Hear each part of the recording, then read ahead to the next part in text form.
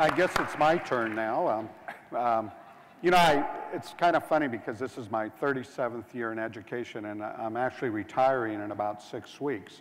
But I have to tell you, I feel like a proud dad up here because I'm really fortunate. In the last 5 years, I've been really blessed to have had two of the finest educators as my deputy superintendents.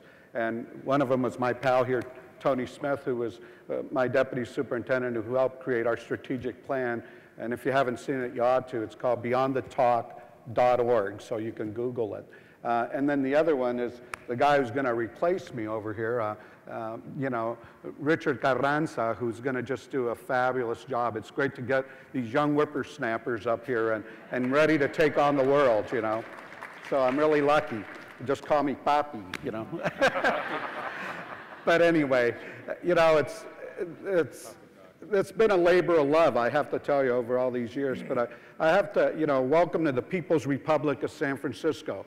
And that's something we're actually very proud of, to be honest with you, because we're able to do things here that, you know, I've been a superintendent in lots of other places, and those were good communities, but they just weren't ready to do the things that needed to be done to stand up for children. And unfortunately, we live in a world where kids don't get to vote, and decisions are made for them, and they're either based on politics or convenience for the adults, instead of what's right for children. I've been really lucky in my entire career. I've worked so hard to get fired, and no one's done it, because I don't work for adults. You know, if I were going to work for adults, I wouldn't have lasted this long. And I say that because, you know, when you look at the issues, I mean, it's such a no-brainer to talk about community schools. I mean, think about it. Our communities have changed so radically, just in the 37 years I've been involved. We're not, you know, our parents' school or our grandparents' schools. Look at the divorce rates, look at the issues that are facing, you know, in the good old days, and they weren't that good. Trust me, when I started school, I only spoke Spanish, and I was put in mentally retarded classes. So they weren't that good, but somehow adults seem to forget that. And that's a challenge for us, for all of us. Think about here in California, 70% of all the voters in California do not have children. Think about that. And then the children in our schools don't look like them. So think about that. Think about the changes that we have seen, and radical changes, not only in technology, but think of just society as a whole.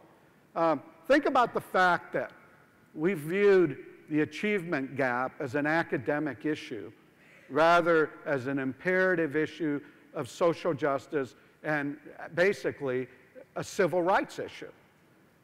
That's what this is about. To me, community schools are a civil rights issue. And yeah, I did grow up in the 60s, okay? But the reality is that if we don't start looking, we've lost, you know, we're stuck on stupid, basically, in this country. We really are. We every day, you know, we either take pills and go to work and they kick in and we become stupid because we do such stupid things. I mean, think about it. You're all here in a conference to talk about something that should be the norm everywhere. Why are we even having this discussion? I mean, common sense, you know, Mark Twain was right. The problem with common sense is that it isn't very common. And when you think about what we're doing here, when you think about what happens in America, of course the school has to be the hub of the community. The Little Red Schoolhouse used to be that. Of course you have to have social services. You have to have, you know, because our children need that. We have to have support for our families. We have to have support for everything. If we, you know, for so many years we thought in schools we could do this by ourselves. We don't have a chance doing it by ourselves because the issues aren't just at the school, they're manifested in a school, in the entire community. I mean, you show me a school that's achieving well and look at the community.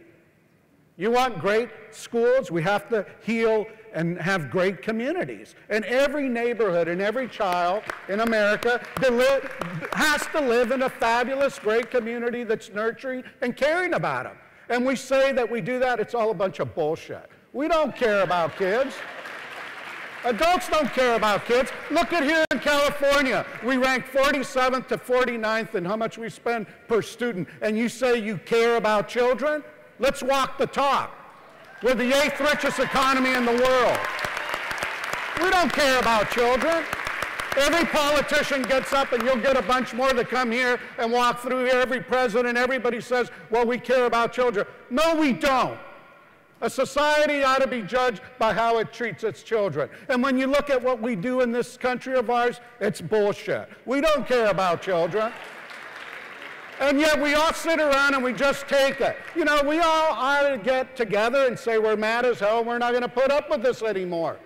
Every child deserves a community school where the services are there. Why should parents have to go look for somewhere else? Darn it, the school is the hub of a community. Let's get back to some common sense and getting the services there, because that's where everybody comes to.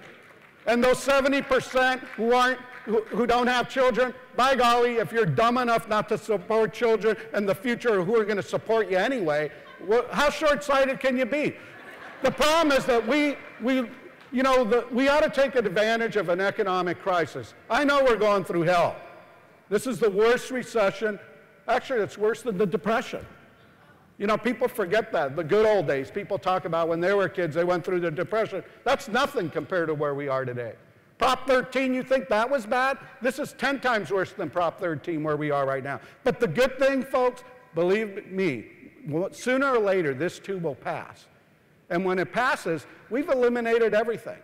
So when it comes back, it's our opportunity to build something that has never existed in this country. It's our opportunity to use the resources to build communities, to put in the infrastructure that thinks about, not thinks about the convenience of the adults, but thinks about what should education be like. I think one of the biggest frustrations I found with Arnie Duncan and all the folks in DC is the reality that they're not thinking about the future. They're stuck in the past. You know, Race to the Top should have been a race to reinvent education in this country, not to re-scramble the chairs on the Titanic. It should be about what should an education, what should a preschool, what should a full-service educational system look like. That should be the race to the top, because if we don't have that race to get to the top, we're going to be at the bottom. And that's where we are right now, because we're not smart enough to think that if we're going to start doing this, and that's why I love being with folks like you and in San Francisco, because we're starting to show the rest of the country that, you know, if you don't believe it can be done, then do us a favor. Get the hell out of the way of people that can do it. This is hard work. It's not popular work. Hey, if you need friends, buy a dog, buy a pet. This is really hard work about getting in the trenches, making sure that that child, every child in America, whether they live in a barrio or ghetto, wherever they live, that's our child. And we ought to treat them like they're our own child. The day we do that in this country is the day we change this country. Thank you.